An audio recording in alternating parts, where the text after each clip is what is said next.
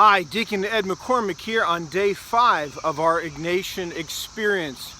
And this day kind of culminates this entire week's experience of contemplating the beauty and generosity and mystery of God the Creator. Now, I want to share with you 2 images that Ignatius uses at the end of the spiritual exercises for God creating all things at all times. The first is the image of the rays of the sun pouring down from the sun.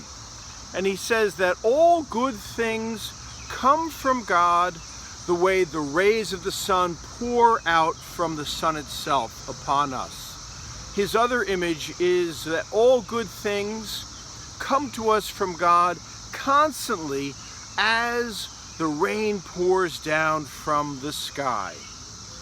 Now, I hope your brief experience of contemplating the mystery of God creating the vastness of our universe for 13.8 billion years, and also creating you and creating all the good people in your life, all the experiences of your life. I hope that experience, along with these images, starts to change how you implicitly imagine God being present and active in our world every day, all the time.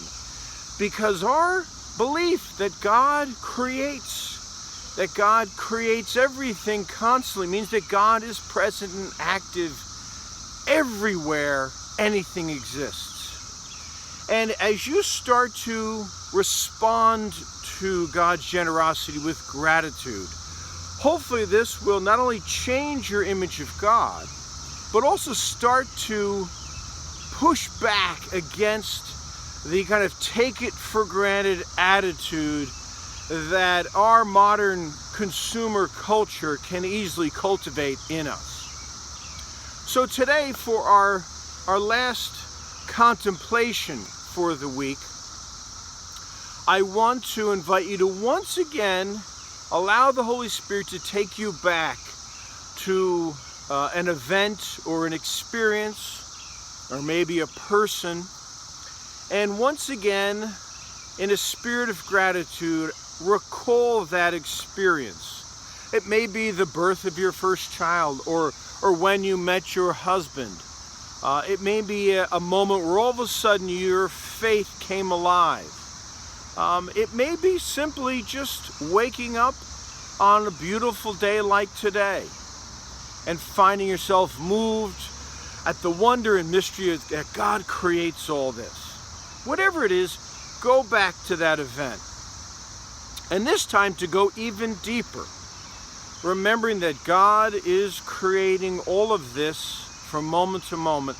I want you to recall the circumstances of this event, the various people, the place where it occurred, but then to go even more deeply and to recall all the various things that had to happen and be in place for this event to happen to you. And as you're doing this in a spirit of gratitude, realize that this is all being made possible by God. The fact that all those people and those situations and circumstances were all there is made possible because God was creating all of this. And as you start to enter into this, you start to discover that you're involved in mystery, that there's a depth and a mystery and a complexity to your life that we often miss as we're going about our fast-paced ways. But not only that, but you will start to discover how much of your life is gift, sheer utter gift. Not just that you exist, which is an extraordinary gift, but that all these people and circumstances in your life are all coming to you from God. And now to take it one further step, since God has to be present to all these people and events and circumstances for them to exist and for you to experience them, this means that God is coming to you through these people and through these events and through these experiences. And this will further open you up to a sense of wonder and gratitude and joy. Now, I'm not going to post a video tomorrow, because tomorrow is Sunday, and Ignatian spirituality is very much a Eucharist-oriented spirituality.